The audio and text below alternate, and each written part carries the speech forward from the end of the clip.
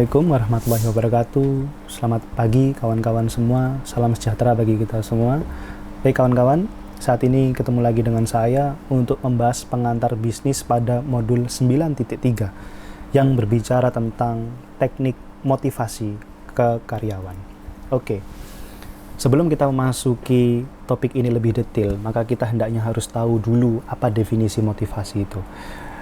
Motivasi itu diambil dari kata motif, kawan-kawan semua, di mana motif adalah sesuatu yang menyebabkan seseorang untuk bertindak.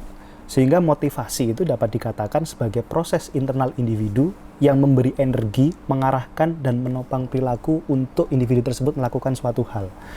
Nah, itu adalah definisi dari motivasi.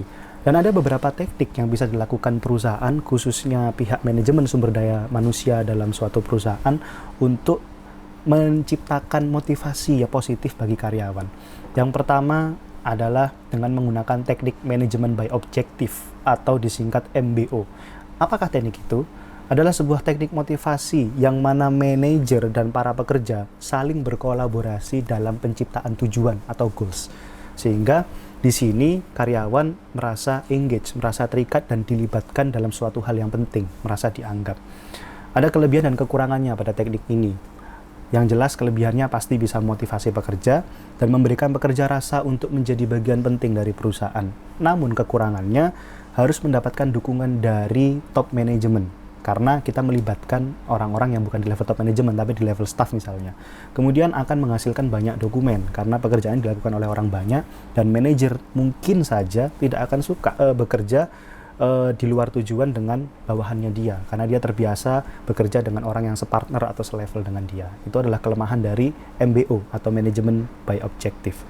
Kemudian yang kedua, kita bisa lakukan job enrichment. Melihat dari kata-katanya enrichment, maka ini adalah metode untuk memotivasi pekerja dengan memberi mereka variasi tugas sehingga mereka tidak bosan mengerjakan pekerjaan yang sifatnya daily rutin atau melulu tentang itu. Dengan harapan dia akan happy, dia akan senang untuk melakukan suatu pekerjaan karena dia mendapatkan variasi pekerjaan yang baru. Kemudian ada juga namanya job enlargement. Job enlargement itu adalah memperluas tugas pekerjaannya untuk dimasukkan tugas tambahan, namun tugasnya tetap serupa. Jadi tetap tugas yang sama, tetapi dia mengerjakannya lebih luas lagi atau mungkin mengerjakan punya divisi lain, tapi dengan pekerjaan yang sama.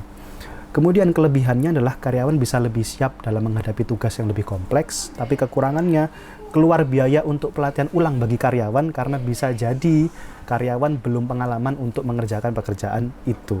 Kemudian yang ketiga, kita bisa menggunakan behavior modification. Apa itu behavior modification? Adalah sebuah program yang sistematis untuk penguatan dorongan perilaku ke karyawan dengan memberikan reward, dengan memberikan penghargaan bagi karyawan. Ada dampak positif dan negatifnya ketika menggunakan metode ini. Dampak positifnya adalah pasti terciptanya semangat kompetisi antar karyawan karena dia berlomba-lomba untuk mendapatkan reward, mendapatkan penghargaan dari manajernya. Tapi kekurangannya, jika ternyata penghargaan yang kita berikan ini tidak efektif, maka kita harus meninjau ulang kembali penghargaan tersebut karena itu juga biaya.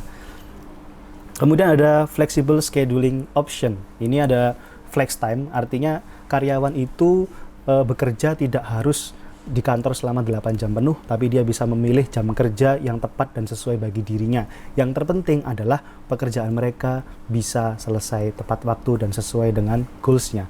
Tapi di sini ada kelebihan dan kelemahannya. Kelebihannya adalah pekerja bisa memilih waktu yang dia sukai sehingga dia bisa merasa semangat, tapi kekurangannya adalah supervisor atau manajernya bingung untuk menilai kerja dari mereka karena mereka tidak secara rutin masuk ke kantor, tapi mereka keluar masuk ke kantor sehingga sangat sulit untuk diawasi.